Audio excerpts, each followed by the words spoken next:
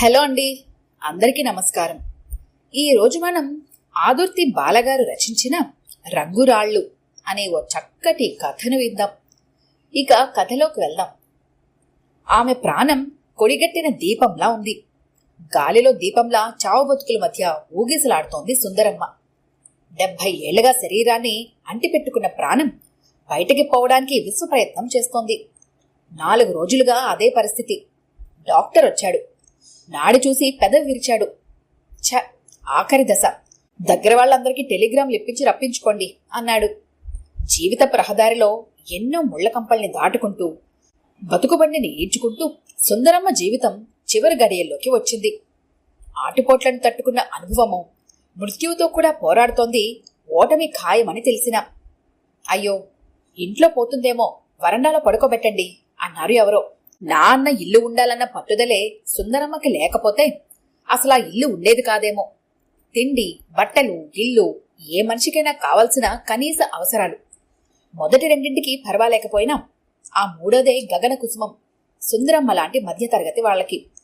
సుందరమ్మ భర్త ఒక గవర్నమెంట్ ఆఫీసులో గుమస్తా. చాకరీ ఎక్కువ, జీతం తక్కువ. ఆ తక్కువ జీతంతోనే తన 3 పిల్లలతో పాటు ముసలి తల్లిదండ్రులు చూసే బాధ్యత కూడా అతనిదే. ప్రసాదరావుకి సంపాదించడం తెలుసు, కానీ ఆ సంపాదన్ని అవసరాలకు అనుగుణంగా సర్దడం తెలీదు. ఓర్పుకి సహనానికి మారుపేరైన సుందరమ్మ ఆర్థిక శాస్త్రం చదువుకోకపోయినా ఉన్నదాంతోనే గుట్టుగా సంసారాన్ని నడుపుకొచ్చేది. పెళ్లిలో పుట్టింటి వారు పెట్టిన గొలుసు, గాజులు, దుద్దులు తప్పితే పెళ్లై 10 ఏళ్లవుతున్నా వేసినంత బంగారమైన కొనలేని భర్త అసమర్థతని ఏనాడు వేలెత్తి చూపని మహా ఇల్లాలు సుందరమ్మ. అందుకే ప్రసాదరావుకి భార్య అంటే అమితమైన ప్రేమ, గౌరవం కూడా. అలాంటి సుందరమ్మకి కూడా సొంత గూడు ఉంటే బావుండనిపించింది. ఆమె భర్తకు కూడా ఆమె కోరిక సమంజసంగానే అనిపించింది. అందుకే హౌసింగ్ లోన్ తీసుకుని చిన్న ఇల్లు కట్టించాడు. ఆ ఇంటితో సుందరమ్మకున్న అనుబంధం మాటల్లో చెప్పలేనిది. ఎదిగే బిడ్డ మాటలు నేర్చి, నడక నేర్చి, ఆపై చదువు నేర్చి ప్రయోజకుడైన వ్యక్తిగా ఎదిగినప్పుడు తల్లి పొందే సంతోషం ఎలాంటిదో, ఆ ఇంటికి పునాదులు వేసినప్పుడు, వాటిపై గోడలు కట్టినప్పుడు, కిటికీలు, తలుపులు బిగించినప్పుడు తన కలల ప్రతిరూపమైన ఆ ఇంటిని చూసి అలాగే సంబరపడింది సుందరమ్మ. అలాంటిది ఆమె పోతే ఇల్లు పాడు పెట్టాల్సి వస్తోందని ఆవిడ్ని వరండాలో చాప మీద పడుకోబెట్టాడు ఆమె కొడుకు ప్రదీప్. అతడి భయం అతడిది. ఉశ్వాస నిశ్వాసాలకు కూడా కష్టపడుతోంది సుందరమ్మ. ఘన పదార్థాలేవి లోపలికి పోవట్లేదు. అప్పుడప్పుడు స్పూన్తో హార్లిక్స్ నోట్లో పోస్తోంది కోడలు సుజాత. చేతనావస్థలోని సుందరమ్మ శరీరాన్ని అచేతనావస్థలోకి మార్చే ప్రయత్నంలో క్షణాలు గడిచిపోతున్నాయి భారంగా. ఇల్లంతా గంభీర వాతావరణం అలుముకుంది. ఎలా ఉంది మీ అత్తగారి పరిస్థితి? పక్కింటి మాలతి పెరటిగోడ అవతల నుంచి అడిగింది సుజాతని. అలాగే ఉంది, గుటుకు కూడా వేయలేకపోతోంది. ఆవిడ అవస్థ ఏమో గాని నే చస్తున్నాను విసుగ్గా అంది సుజాత. ఏం చేస్తాం సుజాత, కాళ్ళు చేతులు పనిచేయకపోయినా వీళ్ళకి ఆయుర్దాయం ఇచ్చాడు దేవుడు. నిక్షేపంలా సంసారం చేసుకునే వాళ్ళకి మాత్రం అర్ధాంతరంగా తీసుకుపోతాడు. రోడ్ యాక్సిడెంట్లో చనిపోయిన తమ్ముడు గుర్తుకురాగా అంది మాలతి. అక్క, మీరేమనుకోనంటే ఓ మాట తటపటాయిస్తూనే అంది సుజాత. అయ్యో, నా దగ్గర మొహమాటమేంటి, అడుగు అంది మాలతి. అది మరి ఆవిడ పోతే ఇంట్లో బట్టలన్నీ తడపాలిగా. తడపద్దు మరి, ఆచారాలు వదులుకుంటామా ఏంటి? అందుకే ఓ చిన్న సాయం చెయ్యాలక్క మీరు. నావి ఈ మధ్యనే కొన్న పట్టుచీరలున్నాయి.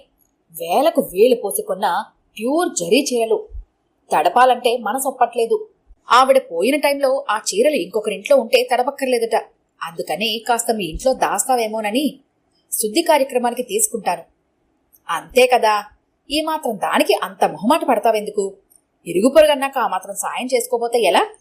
నీ చీరలన్నీ భద్రంగా చూసే పూచి నాది భరోసా ఇచ్చింది మాలతి. ఒక మనిషి పోతాడనుకున్నాక వచ్చే ఇబ్బందులన్నీ ముందుగానే ఊహించి తీసుకునే జాగ్రత్త కాబోలు.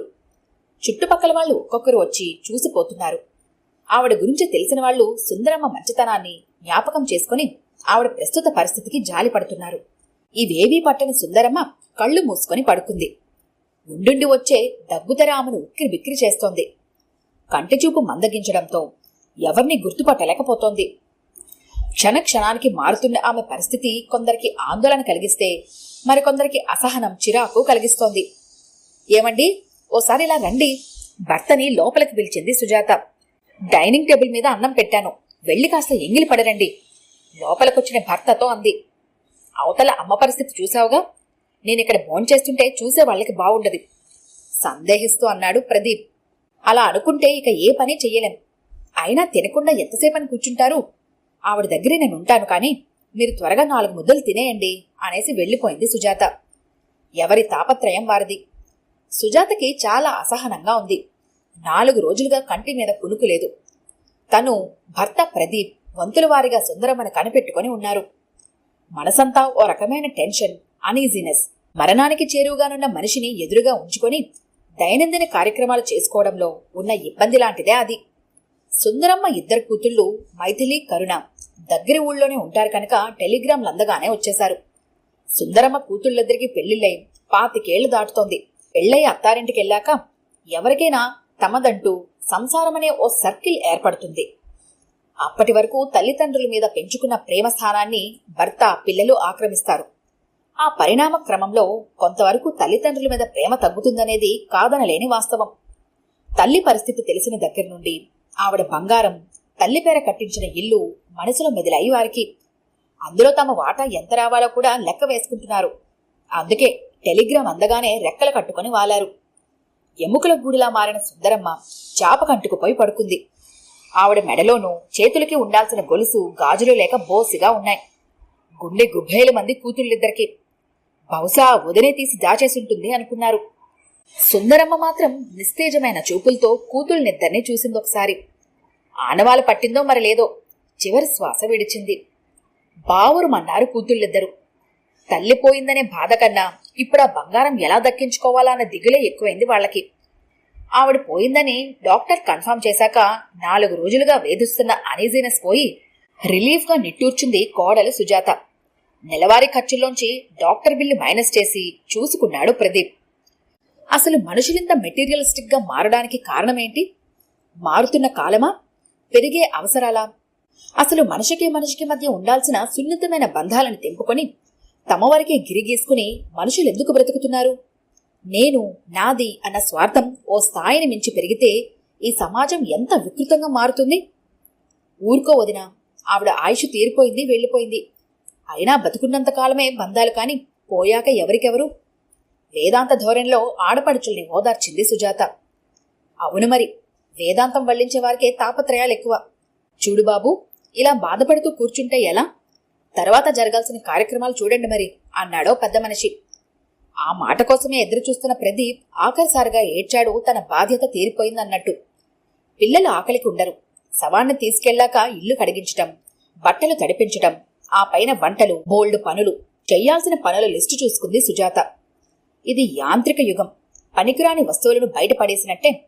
కట్టెలా మారిన మనిషిని కట్టెలతో కాల్చే వరకు తొందరే. ఏ పనైనా డ్యూటీలా చేసి ఆ తర్వాత రొటీన్లో పడిపోవడమే. ఫీలింగ్స్కి చోటు లేదిక్కడ. పని జరగడం కావాలి. మరో అరగంటలో ఇహలోక బంధాలు తెంచుకున్న సుందరమ్మ గుప్పెడు బూడిదగా మిగిలిపోయింది. ఈ మాత్రం జీవితానికే అంత తాపత్రయం ఎందుకని సందేశమిస్తున్నట్టుగా.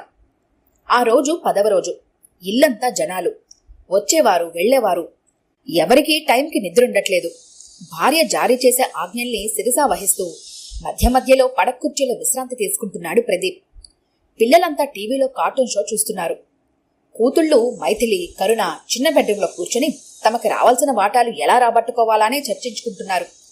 వంట మనిషికి కావాల్సినవి అందిస్తూ అటు ఇటు తిరుగుతూ హడావిడి చేస్తోంది సుజాత.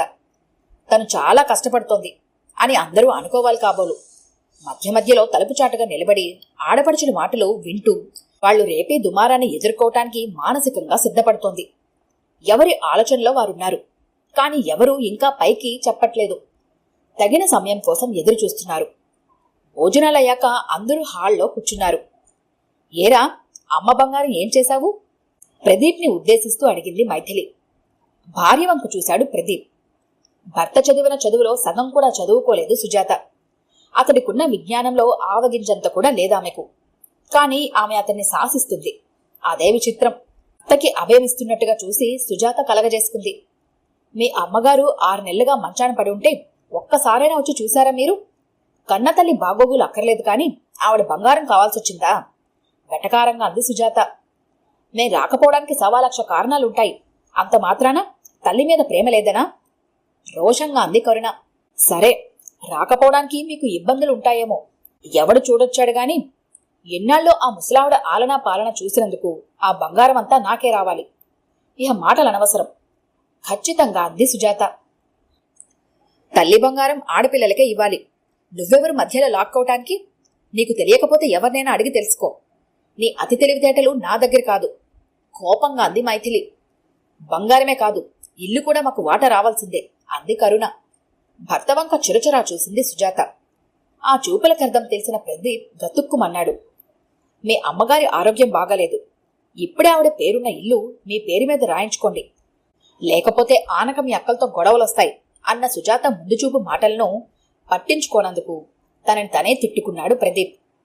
వచ్చిన బంధువులంతా చోద్యం చూస్తున్నారే కాని ఎవరూ నోరు మెదపట్లేదు. రాను రాను వారి మధ్య వాగ్వివాదం తారస్థాయికి చేరుకొని అది దెబ్బలాటలోకి దిగింది. అమ్మగారు, ఓసారి మీ గొడవలాపి ఇటు రెండమ్మా అన్న మంగమ్మ అర్పణకు అందరూ ఒక్కసారి మంగమ్మ వైపు చూశారు, ఏమిటన్నట్టు. అమ్మగారు, మీరంతా పెద్దమ్మగారి వస్తువుల కోసం, ఆ యమ్మ పట్టు చీరలు పంచుకోవడం కోసం తగులాడుకుంటున్నారు. మరి ఇదెవరు పంచుకుంటారమ్మా మీలో? సుందరమ్మ పడుకునే పాత మంచాన్ని చూపిస్తూ అంది మంగమ్మ. ఛీ, చాప మీదే ఆవిడ పోయింది. ఆ చాప మంచం కూడా ఇన్నాళ్ళు ఆవిడ వాడుకున్నవే, అవేవి ఇంట్లో ఉంచుకోకూడదు. నీవు పట్టుకుపో అంది సుజాత. ఆ నగలు చీరలు కూడా ఆవిడ వాడుకున్నవేగా అమ్మా. ఏంటే వాగుతున్నావు? నీ హద్దుల్లో నువ్వు ఉండు. హద్దు దాటి మాట్లాడితే నన్ను క్షమించండమ్మా. ఆ చల్లని తల్లి కష్టాల్లో ఉన్న నన్ను చేరదీసి పట్టెడన్నం పెట్టిందమ్మా. ఆ విశ్వాసంతోటే మీరెన్ని మాటలన్నా ఆ అమ్మగారిని విడిచిపెట్టకుండా చివరిదాకా ఆ అమ్మ సేవ చేసుకున్నానమ్మా. ఆ తల్లిని కడదాకా మోసిన ఈ పాత మంచం నేనే తీసుకెళ్తానే గాని వెళ్లే ముందు ఓ మాట చెబుతా. మీకు చెప్పేటంత గొప్పదాన్ని కాకపోయినా. చూడండమ్మా, మనుషులు బ్రతకడానికి డబ్బు కావాలి కాని డబ్బు కోసమే మనుషులు బతకూడదు తల్లి.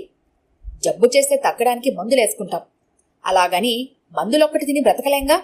డబ్బుంటే అవసరాలకి జబ్బులకి మందులా పనిచేయాలే కాని డబ్బొక్కటే మనకి ముఖ్యమనుకుంటే ఈ ప్రపంచంలో ఇక బంధాలు మిగలవు తల్లి. ఈ రోజు తల్లి పోయాక ఆవిడ ఆస్తి కోసం తోబుట్టోలమనే ఇంగితం కూడా లేకుండా రోడ్డుని పడి దెబ్బలాడుకుంటుంటే రేపు మీరంతా బతుకుండగానే మీ పిల్లలు మీ ముందరే మీ ఆస్తి కోసం కొట్టుకుంటారు. మీ పిల్లలు అలా మారకుండా ఉండాలంటే ముందు మీరు బాగుపడండమ్మా. తన 3 పిల్లలను 3 రత్నాలని మురిసిపోయే మీ తల్లి అవి రత్నాలు కాదు, కేవలం మెరుస్తున్న రంగురాళ్లనని తెలుసుకోలేకపోయింది. మీలో ఇంకా ఏమైనా మానవత్వం ఉంటే మనుషుల కోసం బ్రతకడం నేర్చుకోండమ్మా. వస్తాను అని వెళ్లిపోతున్న మంగమ్మ వంక చూస్తూ వాళ్ళంతా ఆలోచనలో పడ్డారు. ఈ కథ కనుక మీకు నచ్చినట్లయితే లైక్ చేయండి, షేర్ చేయండి. మరిన్ని ఇంట్రెస్టింగ్ కథల కోసం మా ఛానల్ని తప్పకుండా సబ్స్క్రైబ్ చేసుకోండి.